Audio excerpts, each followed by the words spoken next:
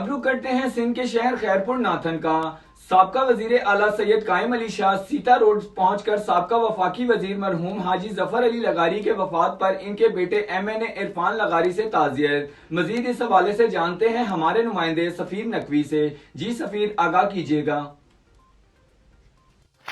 جی بالکل، سندھ کے سابقہ وزیر اعلیٰ سندھ سید قائم علی شاہ سیتا روڈ پہنچ کر سابقہ وفاقی وزیر مرحوم حاجی ظفر علی لغاری کے بیٹے MNA عرفان ظفر لغاری اور سابقہ MNA عمران ظفر لغاری اور سابقہ ٹاؤن کمیٹی سیتا روڈ چیئرمین رئیس قمبر خان لغاری سے تعزیت کی۔ اس موقع پر سید قائم علی شاہ نے میڈیا سے گفتگو کرتے ہوئے کہا کہ مرحوم حاجی ظفر علی لغاری ہمارا پرانا ساتھی تھا، جس کے جانے سے پاکستان پیپلز پارٹی میں بڑا خال پیدا ہوا ہے۔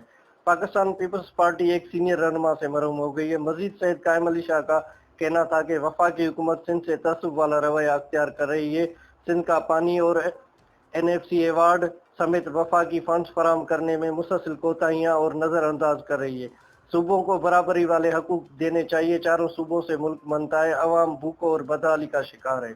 عوام نیازی سرکار سے بیزار ہو گئی ہے۔ انشاءاللہ 2023 کے عام انتخابات میں پارٹی چیئرمین بلاول بھٹو زرداری وزیر اعظم ہوں گے۔ اس موقع پر سابقہ وزیر اعلیٰ سندھ کے پرسنل سیکریٹری نیاز حسین جامری، نیشنل پریس کلب کے جنرل سیکریٹری ممتاز علی ملا، PPP UC کنڈی چکی کے صدر عاشق علی لغاری، محمد سلیم پنور، عبدالحفیظ سمرو اور دیگر رہنما موجود تھے۔ کیمرہ ٹیم کے ساتھ سفیر حسین نقوی، دادو۔